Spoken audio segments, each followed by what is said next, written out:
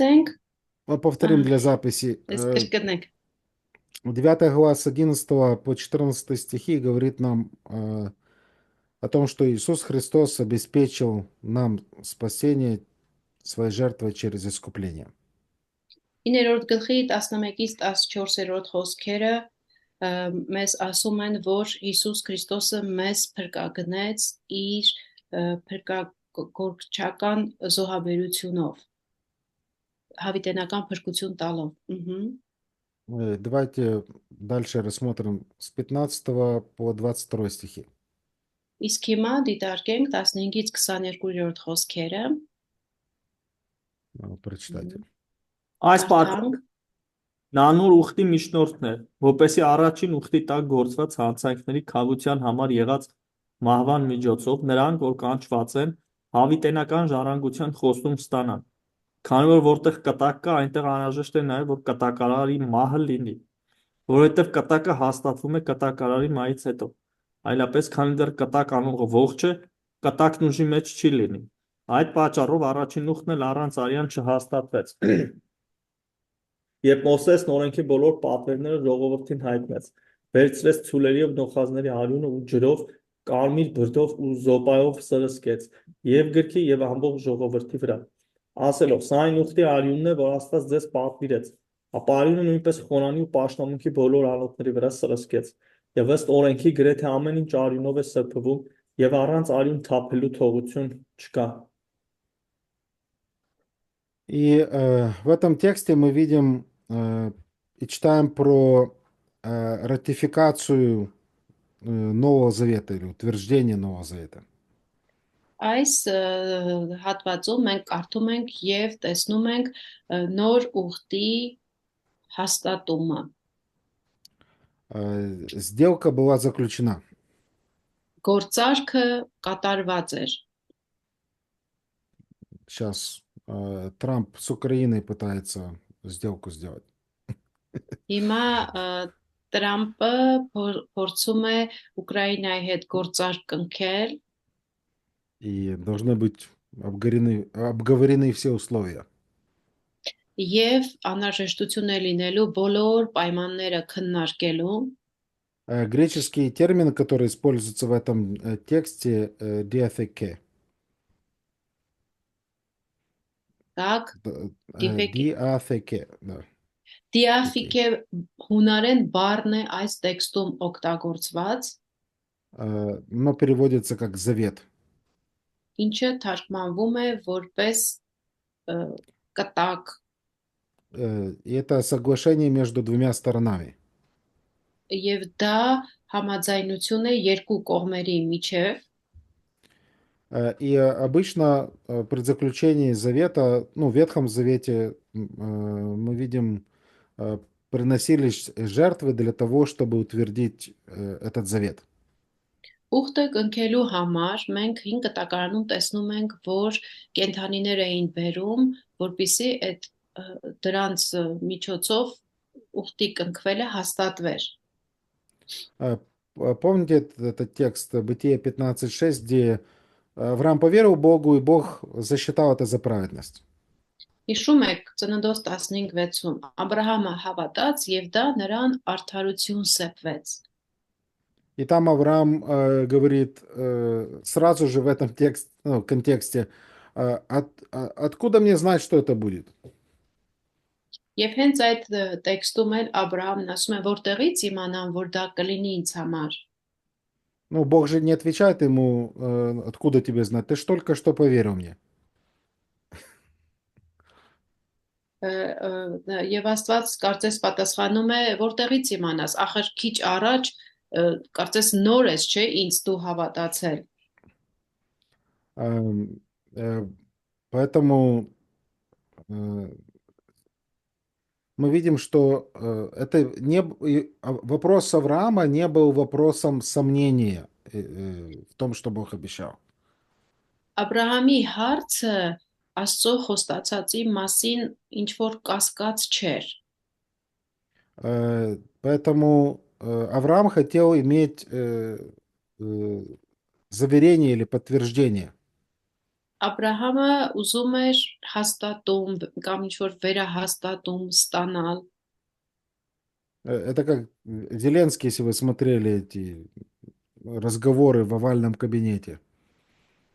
Ինչպես օրինակ եթե նայել եք այդ օվալաձև գրասենյակում Զելենսկու հետ այդ հանդիպումը, И Зеленский, он хочет получить гарантии, а Трамп ему просто говорит, ты подписывай. Զելենսկին ուզում է հավաստիացում ստանա, իսկ Տրամփ իրան ասում է դու ստորագրի, И вопрос возникает, а гарантии где? Ну, ու հարց է ծագում, բայ երաշխիքը որտեղ է։ хорошо, что ну, наш Господь гораздо лучше, чем этот переговорщик.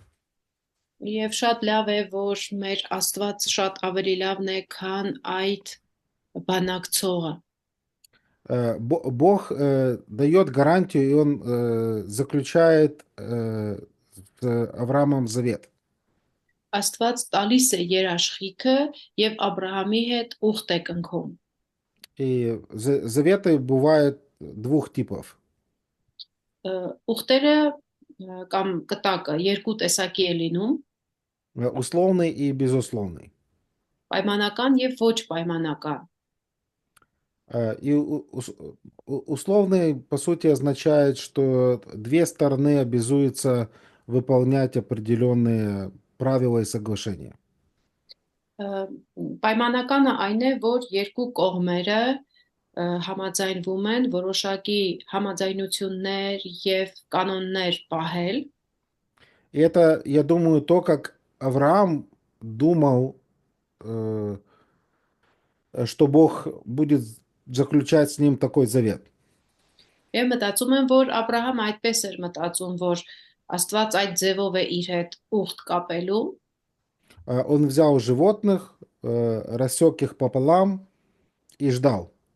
Նա վերցրեց կենդանիներին, նրանց կտրեց, երկու մասի բաժանեց։ И обычно два человека, которые заключают завет, проходят между животными и друг другу клянутся или обещают, что они... В чем суть сделки, собственно? Եվ ինչ ձևով էր այդ ուխտը կապվում, մարդիկ այդ կենդանիներին մորթում էին եւ այդ կտորների միջով անցնում էին եւ երթում էին տալիս կամ հաստատում էին, թե որն է իրենց ուխտի բուն էությունը։ И, по сути, это картина того, что если я не сделаю, не выполню свое слово, пусть меня рассекут пополам. Ըստ էության ինչ էր կատարվում, ասենք նա ասում էր, եթե ես հանկարծ իմ խոսքը չպահեմ, թող ինձ էլ այս կենդանիների նման մեջտեղից կտրեն։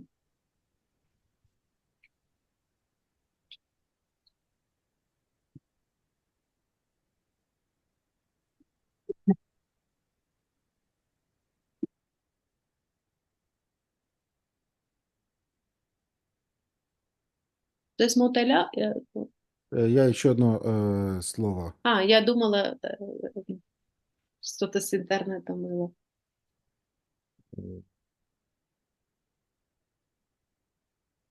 Хотел найти отрывок. Так, если... Хорошо, я чуть позже дам ссылку. Но что произошло с Авраамом? Ինչ տեղի ունեցավ Աբրահամի հետ։ Авраам заснул, и единственный, кто прошел между животными, это Бог. Աբրահամը քնեց, եւ այն միակը, որ այդ կենդանիների կտրված կենդանիների կողքերով անցավ, Աստված էր։ И, следовательно, единственный, обязующийся выполнить постановление данного соглашения, это Господь. Եվ ստացվեց, որ միակը, որ հաստատեց, որ ինչ համաձայնություններ է գալիս, ինչեր է պետք անել, Աստված արեց մենակով։ Послушание, непослушание Авраама никак не влияет на выполнение завета.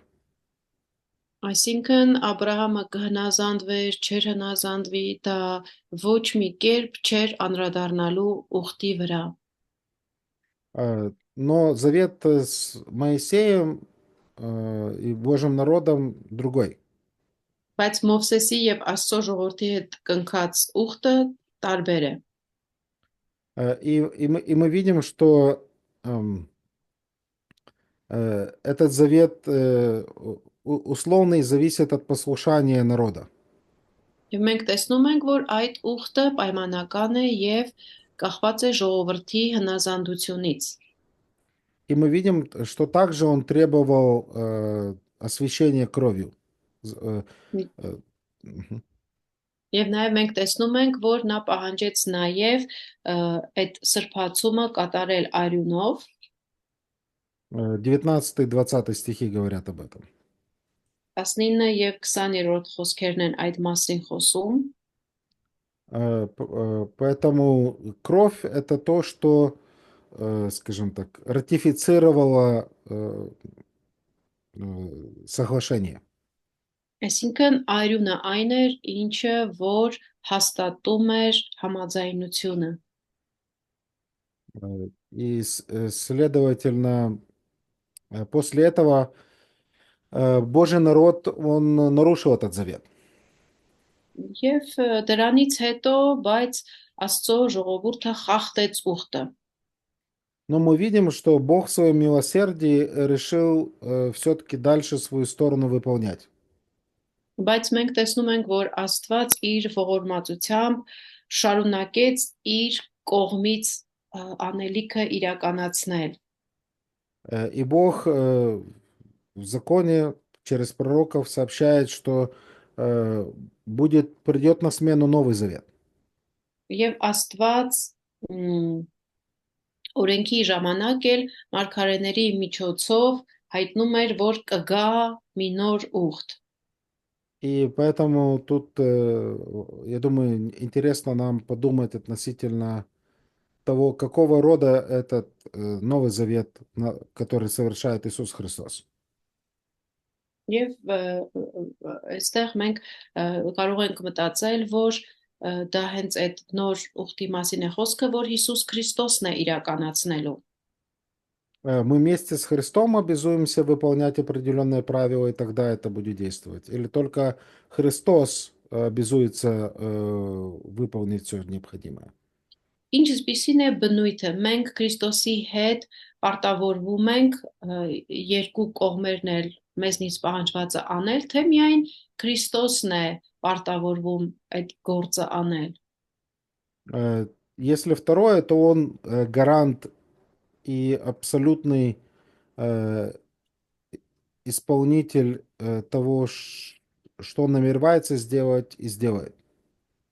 Եթե երկրորդը այդ դեպքում նա երաշխավորն է եւ բացարձակապես պարտավորում ու կատարում է ինչ որ կատարելու է։ И поэтому в этом тексте мы читаем, что также и по отношению с Иисусом Христом было дано завещание, но завещание подразумевает, что кто-то должен умереть. Եվ այդ իմաստով Հիսուս Քրիստոսի համար նրա հետ կապված խոսք է գնում կտակի մասին, բայց որpիսի կտակը ուժի մեջ մտնի, պետք է որ ինչ որ մեկը այդ կտակի մասնակիցը մահանա։ И этот завет был непосредственно ратифицирован чьей кровью? Եվ այդ ուխտը անմիջականորեն հաստատվեց ում արյունով։ 20, да, кровью Христа. Այո, Քրիստոսի արյունով։ Поэтому он обеспечивает и гарантирует выполнение этих обещаний. Նա ապահովում է եւ երաշխավորում է այդ խոստումների իրականացումը։ Начиная с 23 стиха и до конца главы мы читаем с вами о таком принципе возмещения. 23-րդ խոսքից սկսած մինչև գլխի վերջը մենք կարդում ենք հետևյալ սկզբունքի մասին, որը փոխանորդությունն է, Прочитайте этот отрывок. ընթերցենք այդ հատվածը, Ուրեմն անհրաժեշտ էր, որ երկնային բաների ընդօրինակությունները սրանցով սրբվեն, սակայն բուն երկնավորները սրանցից ավելի լավ զոհերով։ Քանզի Քրիստոսը ոչ թե ճշմարիտի ընդօրինակությունը եղող ձեռագործ սրբանը մտավ, այլ բուն երկինքը, որպեսզի հիմա Աստծո առջև ներկանա մեզ համար։ Ոչ թե իր անձը պատարակ մատուցի շատ անգամներ, ինչպես քահանապետն ամեն տարի սրբությունների սրբություն է մտնում ուրիշների արյունով, այլապես նա պետք է շատ անգամներ չարչարվեր աշխարհի սկզբից ի վեր։ Բայց հիմա ժամանակների վերջում մեկ անգամ ընդմիշտ հայտնվեց իր անձի պատարակումով մեղքը ջնջելու համար։ Եվ ինչպես մարդկանց համար սահմանված է մեկ անգամ մեռնել եւ որից հետո դատաստան, այնպես էլ Քրիստոսը մեկ անգամ պատարակվեց շատերի մեղքերը կրելու համար։ Նրանց համար, ովքեր սպասում են իրեն, նա հայտնվելու երկրորդ անգամ ոչ թե մեղքի, այլ փրկության համար։ Поэтому, когда мы размышляем над этим богатым истинными отрывком, երբ որ մենք խորհրդածում ենք այս ճշմարտություններով հարուստ հատվածի մասին, э, нам нужно, я думаю, сделать... Этот отрывок должен побудить нас сделать две вещи. այս հատվածը մեզ պետք է դրդի երկու բան անելու։ Ну, во-первых, мы никогда не должны думать, что мы можем что-то добавить к завершенной работе Иисуса Христа. Առաջինը մենք երբեք չպետք է մտածենք, որ կարող ենք ինչ-որ բան ավելացնել Հիսուս Քրիստոսի կատարած ավարտուն զոհաբերությանը։ Мы видим, автор достаточно еще раз подчеркивает, что сделал Иисус Христос, это произошло один раз, это достаточная точка. Եվ մենք տեսնում ենք, որ հեղինակ ասում է, որ այն որ Հիսուսը արեց մեկ անգամ եւ դա բավարար է ու վերջակետ։ И также мы не можем, скажем, что-то улучшить, сказать, что, ну, это, конечно, хорошо, но можно еще что-то добавить.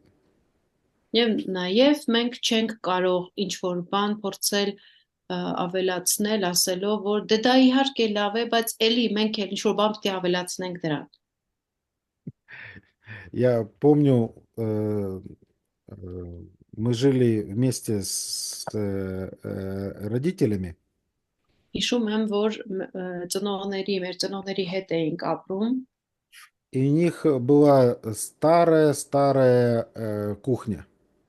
եւ նրանց խոհանոցը շատ հին էր։ И моя теща решила, надо менять.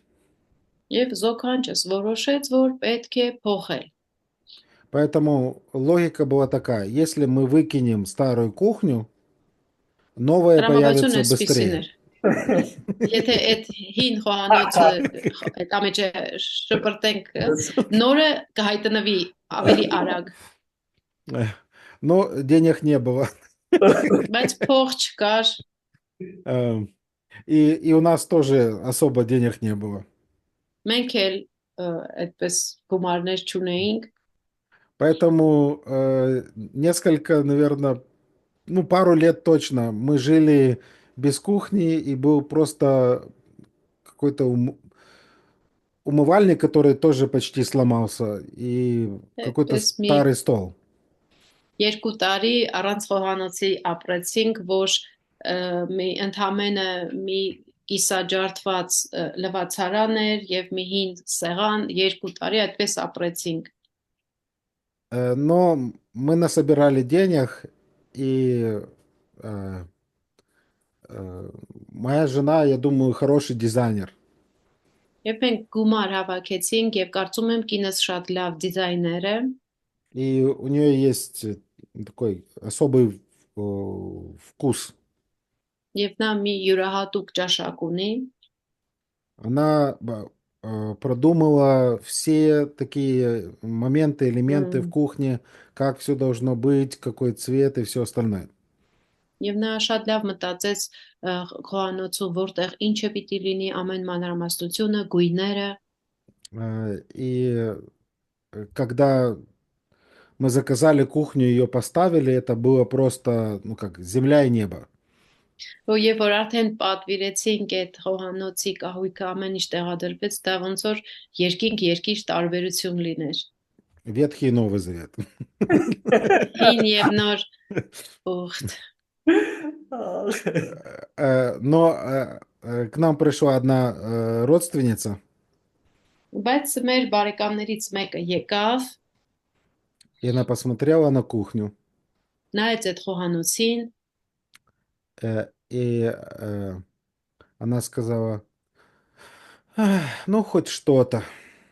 ասեց, հա, գոնե մի բան կա, էլ ինչ որ մի բան կա։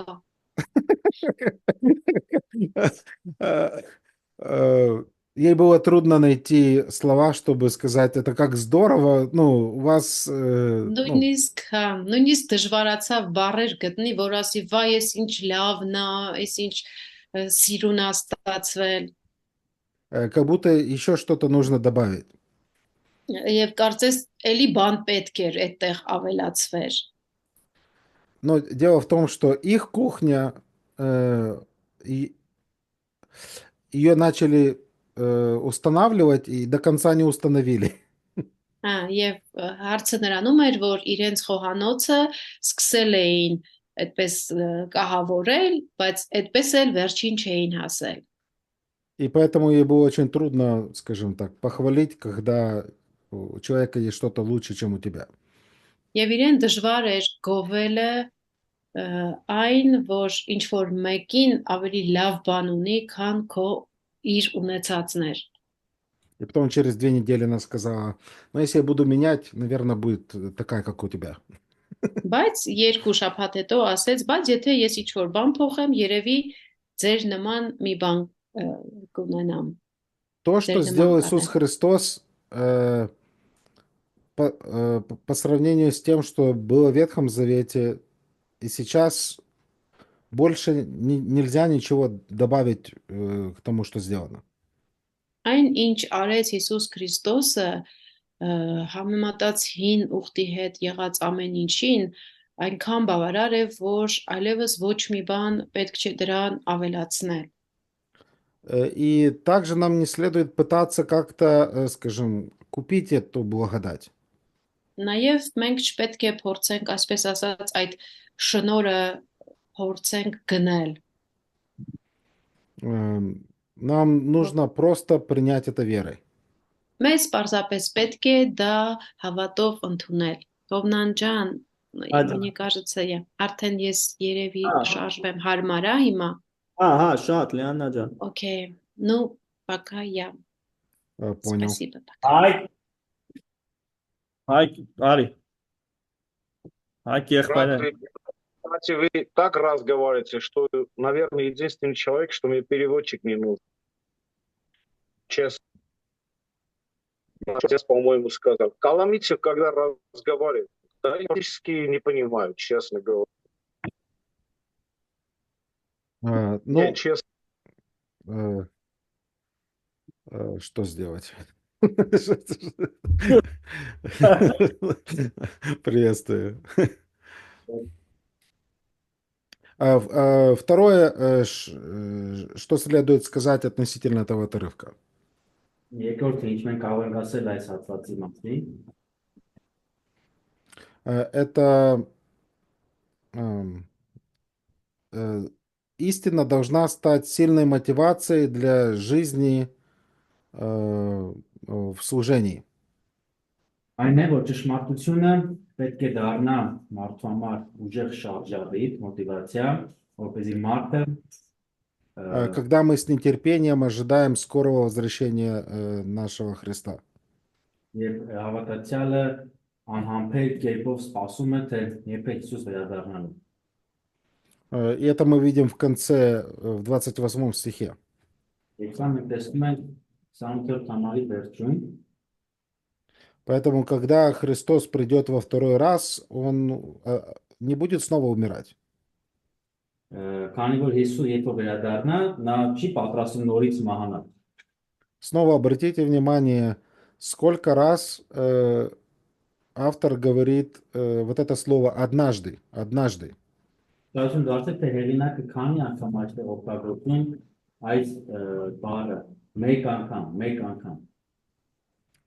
Мейканкам, да.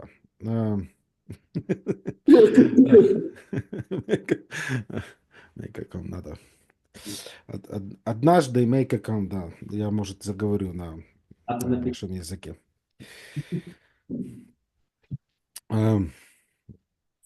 И когда Христос придет во второй раз, мы, как церковь, которая ждут Его, будем служить с Ним. Երբ Հիսուս գա երկրորդ անգամ, մենք որպես իր եկեղեցի պետք է իր հետ միասին ծառայենք։ Поэтому снова следует нам подчеркнуть, что этот текст говорит о совершенстве жертвы. Դա համար նորից պետք է ընդգծենք, որ այս հատվածը խոսում է կատարյալ զոհաբերության մասին։ Она является бесконечно совершенной. Այն համարվում Извините, կան կատարյալ կերպ։ Ու Մարտին ես вопрос, да? да, Ուրնանջան քոնը անջատի հայ քոնը միացում, ոնց որ վիզ գա։ Голос просто через слышу. Окей. Так, Лучше? Хорошо, можем продолжить. Звук был не очень хороший. Да.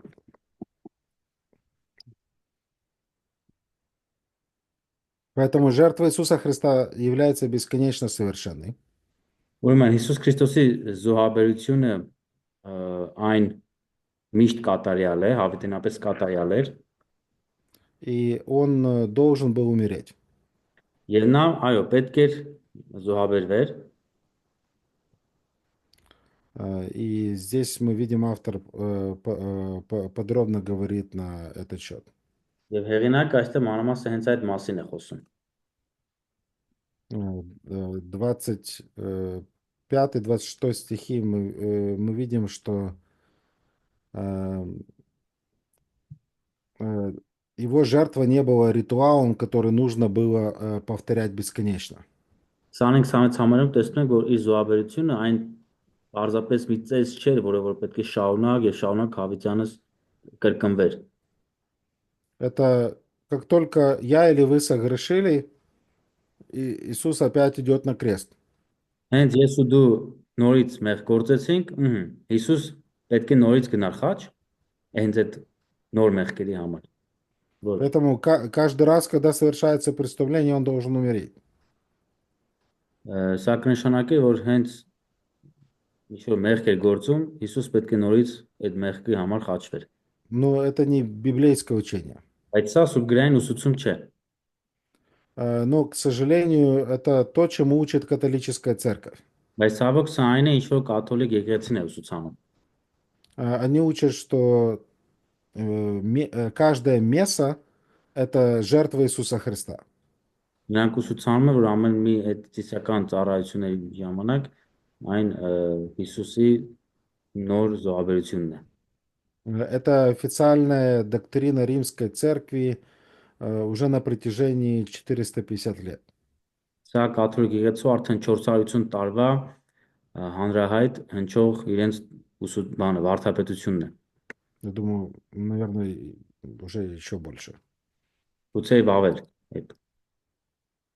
И они верят, что хлеб и вино буквально становятся телом и кровью Христа.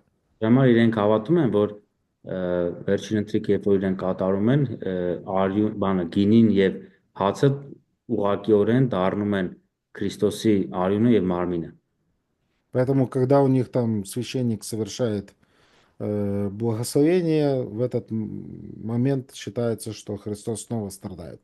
Եվ երբ որ իրենց քահանան օգնում է այդ գինին ու հացը, իրենց համար այն նշանակում է, որ Հիսուս դարձյալ չարչարվում է մեր մեղքերի համար այս պահին ու սա ուղղակիորեն հենց իր արյուն ու մարմինն է։ Поэтому они утверждают, что, цитата, в мессе Богу приносится истинная и настоящая жертва, и Христос дается нам в пищу. Ու իրենք ընդդում են, որ հենց այդ ժամանակ Հիսուսը ոնց որ մեզ տրվում է որպես կերակուր մեղքի համար։ И в своих там постулатах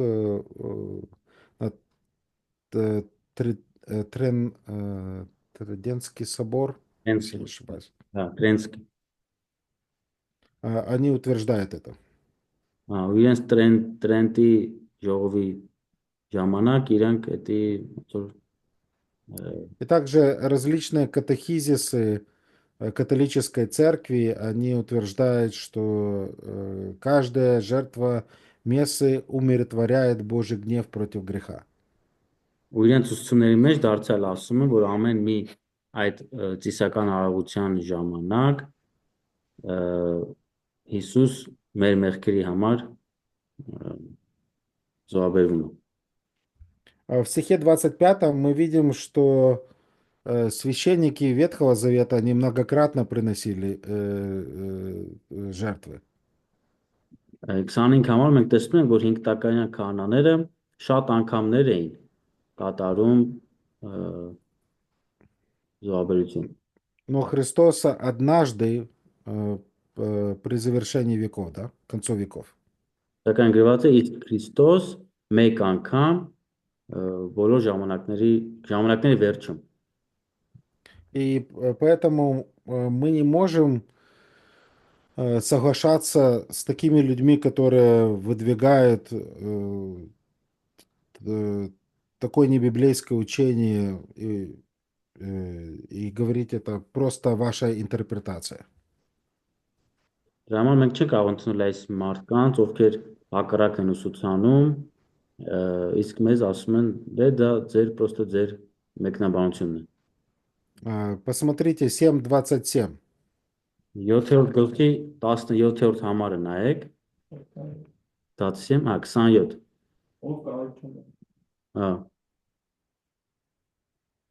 Что там написано?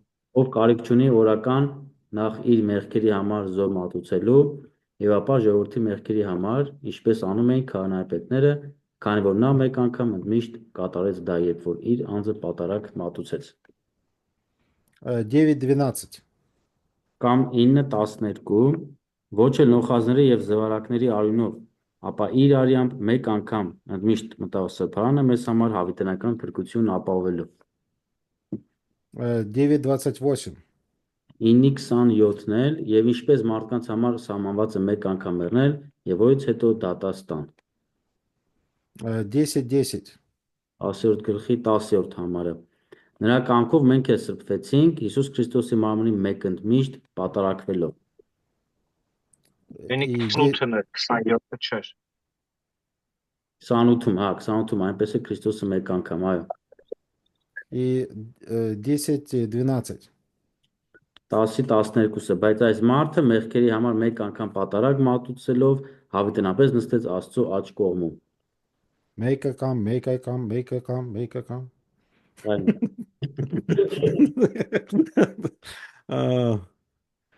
Поэтому нам, я не знаю, как много католиков у вас, Չգիտեմ, ձեր մոտ քանի կաթոլիկներ կան, но если нам предстоит свидетельствовать, нам нужно подчеркивать достаточность жертвы Иисуса Христа. բայց եթե ձեզ ընձեռվի հնարավորություն վկայելու կամ խոսելու կաթոլիկ մարդկանց հետ, պետք է խոսեք Քրիստոսի մեկանգամյա զոհաբերության մասին, որ այն բավական։ И это также касается, возможно, других религиозных групп, которые не признают достаточность жертвы Иисуса Христа. Եվ իհարկե կան նույնպես ուրիշ կրոնական ուղղվածություններ, որոնք նույնպես չեն ընդունում Քրիստոսի մեկանգամյա զոհաբերության բավարարությունը։ И, следовательно, говорить им, что если вы что-то добавляете, вы не можете оправдаться таким образом. Դեպապես պետք է ցույց տալ, որ եթե դու որևէ բան ավելացնում ես Քրիստոսի զոհին, ուրեմն դու չունես ոչ մի արդարացման հնարավորություն։ И вы на самом деле не доверяете Иисусу Христу. Դա նշանակում է, որ դու չես վստահում Հիսուսին անձին, նրա կատարածին։ И второй момент, как мы уже сказали, жертва Сына Божьего была не только совершенной, но абсолютно необходимой. Եվ երկրորդը մենք ասենք ոչ միայն Հիսուսի զոհը կատարյալ էր, այլ նաև ասենք, որ այն անհրաժեշտություն էր։ Поэтому Божий святой праведный стандарт должен был быть удовлетворен. Աստծո արդար եւ սուրբ չափանիշները պետք է բավարարվեին արդարացիորեն։ Крест Иисуса Христа, он полностью исполнил Божий замысел. Քրիստոսի խաչը ամբողջությամբ իրականացրեց Աստծո մտադրությունները, ծրագրերը։ И, следовательно, грех человечества раз и навсегда оплачен смертью Христа. Դեպապես մարդկանց մեղքի համար ամբողջովին վճարվեց Քրիստոսի արյան։ Поэтому единственное, что остается, это осуществление Божьего плана искупления. Եվ ինչ է մնում Աստծո ամբողջական փրկության ծրագրի վերջնական իրականացումը։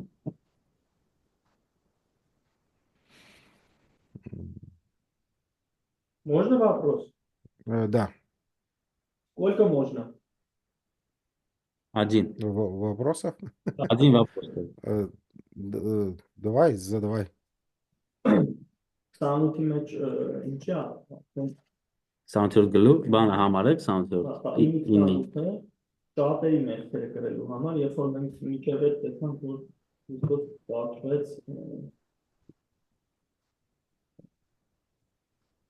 ամենքի համար, այսպես Որտեղ ասում ամենքի։ Առաջի գլխում, չէ, երկրորդ գլխում։ Во втором главе мы увидели, что там было написано, что Иисус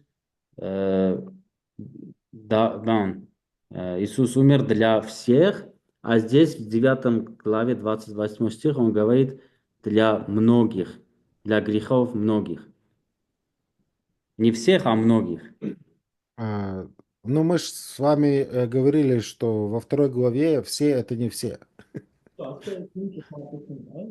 Մենք արդեն որ երկրորդ գլխում դա բոլորը չեն։ Там написано за всех, потом за многих, потом это дети, это церковь, это семья Авраамова, это Божий народ. Մենք տեսանք համատեքստում, որ այդ բոլորը նկատի ուներ Աբրահամի հավատքի եղողներին, այդ հավատքի սերնդին,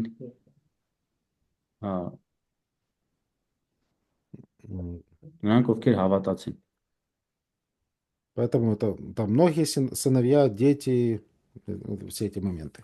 Դրա համար բոլոր նկատի զավակները, բոլոր զավակները։ То есть, когда здесь 28 говорит грехи многих, то есть это тоже показывает для всех, но всех, кто из веры, да, кто из... Избранный. Ну, да, я склоняюсь к такой точке зрения.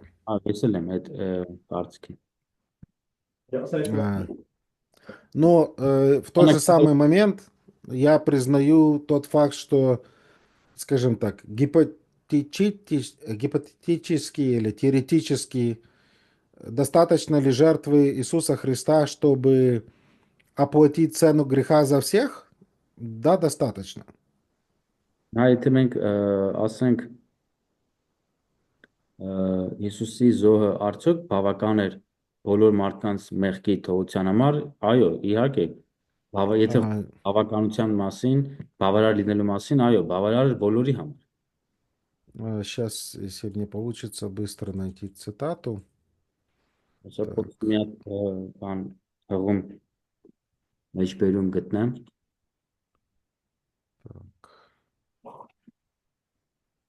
Այսինքն եբրայեցիցն է տեղը ընկավ լայն կոնտեքստով։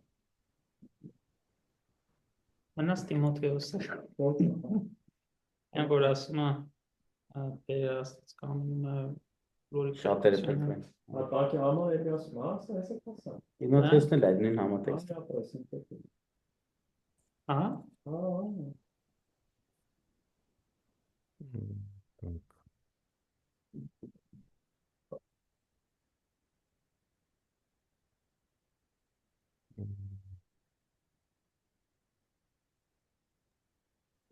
Радик, пока ищете цитату, можно вопрос? Или буду Да, мешать? конечно, да.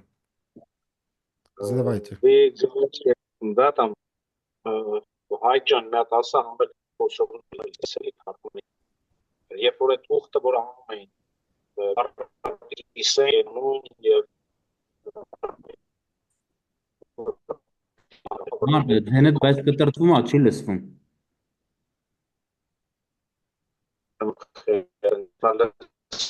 Ուզում ես մի հատ կամերա տանջատի, ոնց որ կապերից տա։ լսվում է հիմա, Հա, հələ ասա։ երբ որ Աբրահամի հետ ուխտի կապեր Աստված, Հա, այդտեղ Աբրահամի վրա քունը չէ գալ, այդտեղ ինչ։ Աբրահամի վրա քունա չէ գալի այդ ուխտի ժամանակ։ Հա, հա։ Այդ ուխտը Հիսուսն է Հայր Աստծո հետ անցնում Աբրահամի փոխարեն։ А, вопрос в том, Вячеслав, когда Бог делает завет с Авраамом, мы читаем, что Авраам тогда спит, значит ли это, что этот завет был между не Богом человеком, а между отцом и сыном? Между отцом. То есть, Отцом и Иисусом. то есть вместо человека Иисус проходит вместо Авраама. Я, честно сказать, первый раз слышу такую идею. То есть, он имеет в виду, когда Бог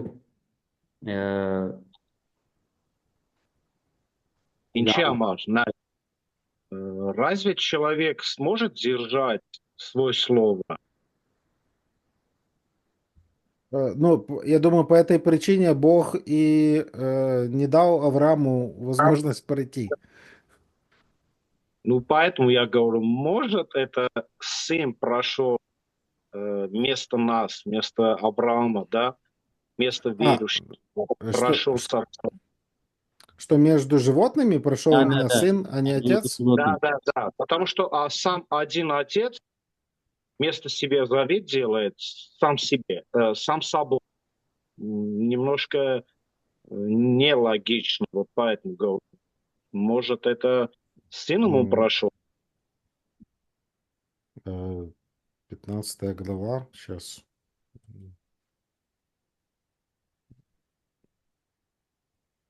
Որտեղ տես մեր հավատքը ընդհանուր հիմնված է Քրիստոսի վրա, չէ։ Տեսնում ենք նայա տալիս մեր հավատը,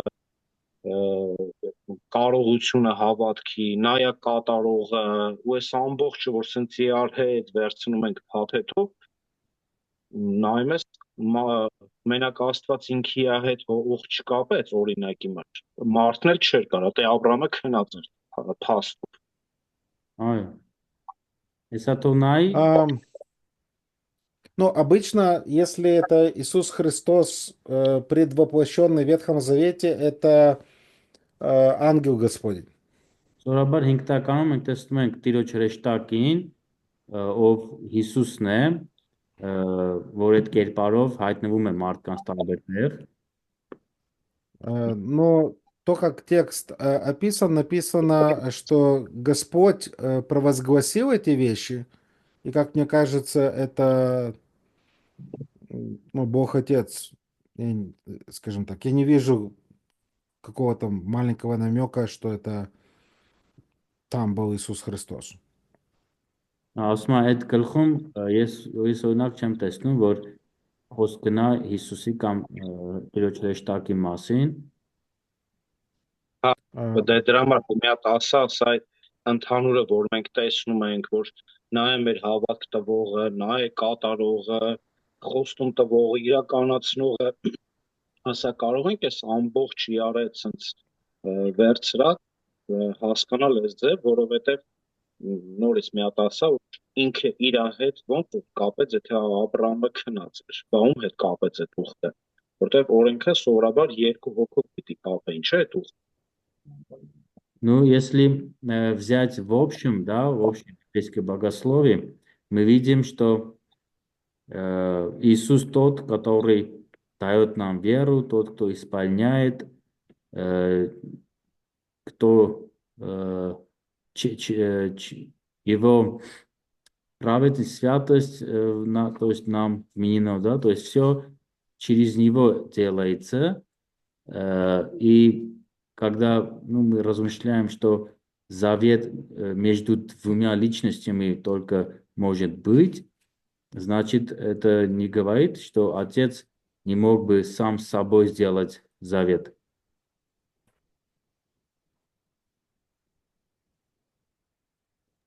Потому что Авраам проснулся и видел, что завет уже заключен. Но это не сам собой. Стих 18. В этот день заключил Господь завет с Авраамом. Ասութերորդ համարում այնտեղ այդ գլխի ասում է, որ Աստված այդ օրը ուխտ կապեց Աբրահամի հետ։ Но относительно вопроса, я не думаю, что этот текст говорит о том, что вы говорите.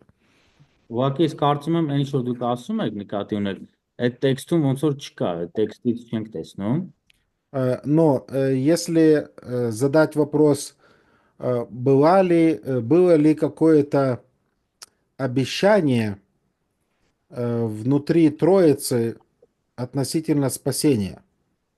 Բայց եթե մենք այս հարցը տանք առհասարակ սուբյեկտիվության մեջ եղել է արդյոք было ли что внутри Троицы?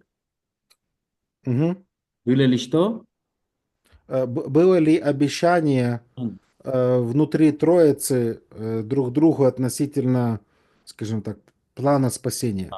Սուբյեկտիվության մեջ այդ երեք անձերի մեջ արդյոք եղել է ինչ-որ խոստում փրկության ծրագրի հետ կապված։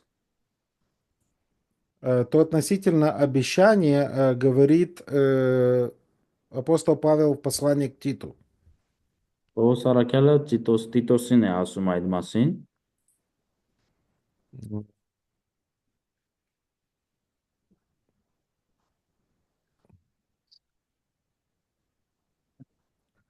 Прочитайте 1 глава, 1-2 стих. Տիտոս առաջի գլխի առաջ երկու համարները։ Պողոս Աստծո ծառա եւ Հիսուս Քրիստոսի առաքյալ Աստծո ընտրյալների հավատի եւ աստվածապաշտությամբ եղող ճշմարտության ճանաչման համար հավիտենական կյանքի հույսով, որ անսուտ Աստված հավիտենական դարից առաջ խոստացավ։ Поэтому Бог обещал относительно надежды вечной жизни еще до сотворения времен. Այստեղ տեսնում ենք Աստծո խոստումը հավիտենական դարից առաջ, որ նա խոստացել էր։ Поэтому кому он обещал? Համա հարց է առաջանում, ում էր նա խոստացել, երբ որ ոչինչ ստեղծված չէր։ Кто был до творения? Так. Ով կար, միջև առաջագործությունը ովքեր կային։ Поэтому и Ефесянам написано, что Христос был заклан за нас еще до сотворения мира. Հիսուսում էլ ասում է, որ Հիսուս Քրիստոսը մեզ համար զոհվեց, տրվեց երկրի արումից առաջ։ Поэтому план спасения был, скажем так, перед сотворением. Ցույց է տալիս, որ փրկության ծրագիրը մինչև առաջագործությունը արդեն կար։ Но Библия не называет это вот этим техническим термином завет. Բայց Աստվածաշունչում ոնց որ չենք տեսնում, որ այդ գաղափարը ճշմարտությունը անվանվի որպես ուխտ։ Ну, обещание, да.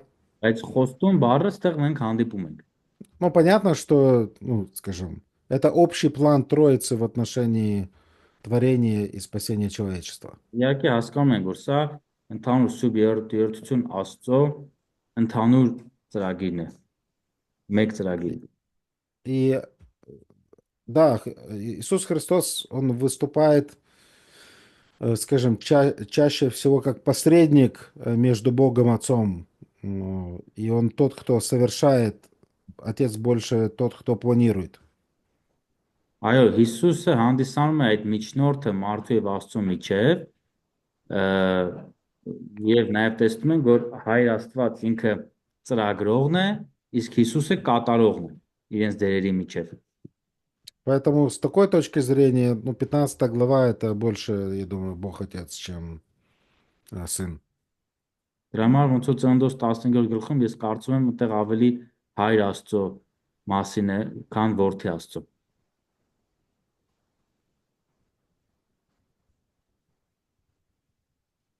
Я думаю, это все на сегодня. Այսօրվա համար այսքան է, Э, ցանցկեսը, Так, мы как раз... Да. 6:30։ Да. И завтра мы начнем с 10 главы, там есть еще трудные места. Վաղը կսկսենք 10-րդ գլխից, որտեղ մենք կհանդիպենք դարձյալ դժվար хатվածների։ Хорошо. Отдыхайте. Спасибо большое, и вы тоже. Да. Хорошего отдыха. Добро. Давайте помолимся. Вечера.